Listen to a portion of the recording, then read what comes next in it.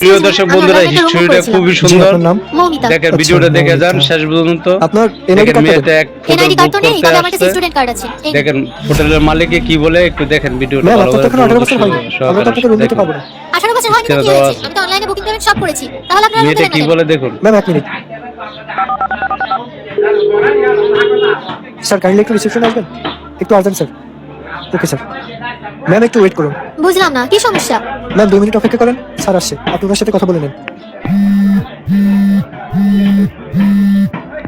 Hello? হ্যাঁ, রুমের ব্যবস্থা কি হয়েছে?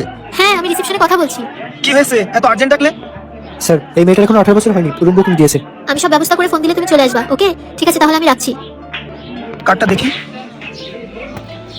আপনি রুম কেন নেবেন? আপনি জেনে কি করবেন? দেখুন, আপনি তো এখনো সাবালিকা হননি, আর এটা আমাদের রুলস, জানতে তো হবেই। লাগবে, পড়াশোনা করার জন্য লাগবে। আপনি একাই থাকবেন নাকি সাথে কেউ থাকবে? আমার সাথে আমার একটা বন্ধু থাকবে। আচ্ছা, তাহলে আপনার বন্ধুর আইডি কার্ডটা দেন। ওটা কেন লাগবে? আমি তো আমার স্টুডেন্ট কার্ড দেখালাম। দেখুন, এখানে স্টুডেন্ট কার্ড এলাও না, এখানে যারা থাকে সবাই আইডি কার্ড জমা দিতে হয়। কি আচ্ছা, বলতেছে? আপনারা তো ঝামেলা কেন করছেন? অনলাইনে বুকিং করলাম, পেমেন্ট করলাম, কই তখন তো আগে কিছু লাগলো না? দেখুন, অনলাইনে মেয়েটার পেমেন্ট বয়স বুকিং কিন্তু নেওয়া হয়, কম। কিন্তু রিসেপশনে এসে অবশ্যই আপনাকে আইডি কার্ড জমা দিতে হবে। আর যেহেতু আপনার 18 বছর হোটেল হয়নি, মালিক কিন্তু সেহেতু একজনের উত্তর আইডি কার্ড করে জমা দেয়। দিতেই হবে, তা না হলে তো আমরা রুম দিতে পারবো না। এই ধরনের আচ্ছা, ঘটনা লাগবে না, কিন্তু আপনি আমার টাকা এখন দেন, চলতেছে। আচ্ছা, ঠিক আছে, আমি ব্যবস্থা করছি। এই জি না, 212 নম্বর রুমটা ক্লিন করতে বলো। জি স্যার। 212 নম্বর রুমটা ক্লিন করুন।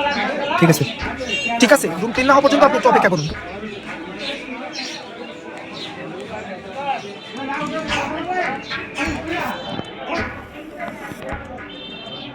এই নিন পানি।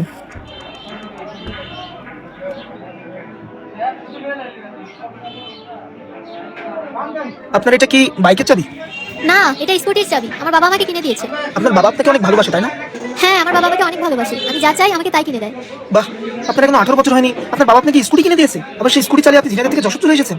আপনার বাবা তো আপনাকে অনেক বিশ্বাস করে। আমি আমার বাবার একমাত্র মেয়ে। বাবা আমাকে অনেক ভালোবাসে আর অনেক বিশ্বাসও করে। আচ্ছা, আপনার বাবা যখন জানতে পারবে তার একমাত্র আদরের মেয়ে এত দূর চলে এসেছে হোটেলে বয়ফ্রেন্ডের সঙ্গে দেখা করতে, তখন তো কেমন ফিল হবে একবার ভেবে দেখেছেন?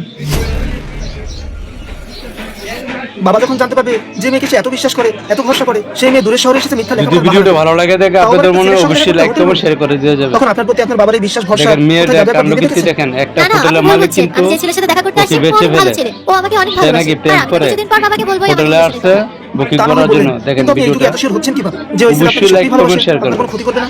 ওর প্রতি আমার বিশ্বাস আছে। ওর সাথে আমার 3 মাসের রিলেশন। আর ও আমাকে না দেখেই ভালোবেসেছে। তাহলে বিশ্বাস না করে থাকা যায় বলে? তাই আমরা প্রথম দেখা করতে এখানে আসলাম। আচ্ছা, ও যদি আপনাকে এতই ভালোবেসে থাকে আর আপনি যদি ওকে এতই বিশ্বাস করে থাকেন, তাহলে আমার সামনে একটু টেস্ট করে দেখেন আপনার বয়ফ্রেন্ডকে। ফোন দিয়ে বলেন পুলিশ হোটেলে রেড দিয়েছে, আপনি বের হতে পারছেন না, আপনাকে এসে নিয়ে যেতে। দেখি আপনার বয়ফ্রেন্ড আসে কিনা আপনাকে উদ্ধার করতে।